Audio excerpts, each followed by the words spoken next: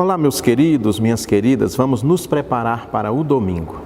A porção do Evangelho de Marcos que nós vamos trabalhar neste fim de semana é o maior sermão do Senhor Jesus Cristo registrado por este evangelista. É um sermão escatológico que aponta para épocas vindouras.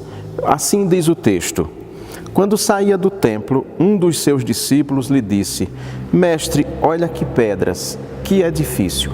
Ele está mostrando o templo ao Senhor Jesus Cristo, que de fato era de um esplendor enorme, construído em pedra de mármore, todo cravejado de ouro. O Senhor Jesus Cristo diz: Vês estes grandes edifícios? Aqui não se deixará pedra sobre pedra que não seja derrubada. Esse texto então traz 3 profecias. Essa é a primeira. O Senhor Jesus Cristo dizendo que aquele templo, com todo o seu esplendor, será destruído de uma vez por todas. De fato, 40 anos depois, ele será destruído no ano 70 da nossa era comum pelos romanos, e não restará nada mais do Templo de Jerusalém, senão uma parede, um muro, onde os visitantes da Cidade Santa sempre vão ali para dirigir suas orações a Deus. Aquele é o símbolo, foi o que restou do templo. O texto então traz 3 profecias, essa é a primeira que já se cumpriu. Tem mais uma profecia que o texto traz. Ele diz assim: muitos virão em meu nome dizendo, sou eu, e enganarão a muitos. O Senhor Jesus Cristo está dizendo que depois que ele se for, e de fato ele foi para o céu, onde reina em esplendor e glória, muitos apareceriam em seu nome se dizendo o Cristo. Essa é uma profecia ainda em curso, em cumprimento.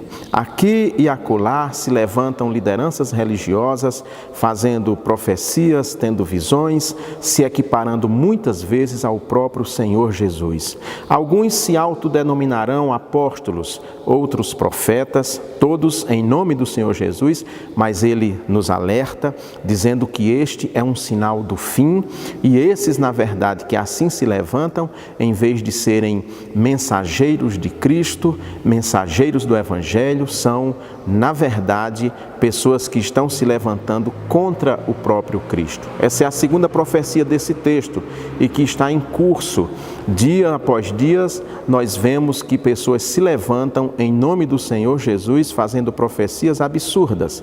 Há alguns anos atrás, mais de um século, houve quem inclusive marcasse o dia da volta do Senhor Jesus no calendário, dizendo dia, ano, mês e horário, e fundamentaram toda uma seita em torno desta profecia, que não se cumpriu. O Senhor Jesus ainda não voltou.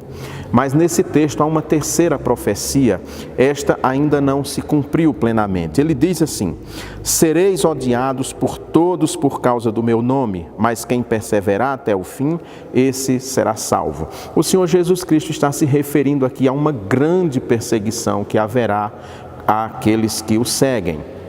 Nós não estamos nos referindo nesse texto a perseguições pontuais. Essas sempre existiram. Quem conhece a Sagrada Escritura e a história da Igreja cristã sabe que em todos os períodos da história, cristãos foram perseguidos em vários lugares do mundo. Nunca cessaram as perseguições. Se hoje aqui no Brasil nós temos liberdade de culto e de anunciar o Evangelho, mas não é assim em muitas nações do mundo. De maneira que esta profecia, embora esteja em termos em curso, ela ainda não se completou, porque essa perseguição que o Senhor Jesus Cristo se refere aqui é algo sem precedentes na história.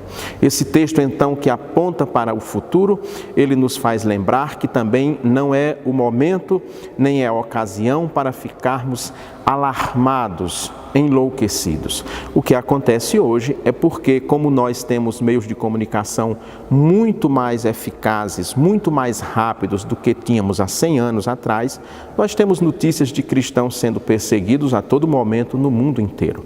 Não significa que é um cumprimento pleno, total, absoluto dessa profecia e que aponta então para uma vinda iminente, urgente, amanhã depois do Senhor Jesus. Não é motivo para nos alarmar, mas aquele cristão, aquele que segue os passos do Senhor Jesus Cristo, viverá o Evangelho em amor, pela graça de Deus. Vivendo assim, não precisa se preocupar com o dia de amanhã, porque no momento, na hora que o Senhor Jesus Cristo descer dos céus, que unir céus e terra em um reino só, nós estaremos preparados e apenas glorificaremos e daremos glórias a Deus por isso. Não é motivo de alarme, não é motivo de medo, não é motivo de terror, mas é preciso que vigiemos e vivamos todos os dias empenhados nessa busca de viver o Evangelho do Senhor Jesus Cristo.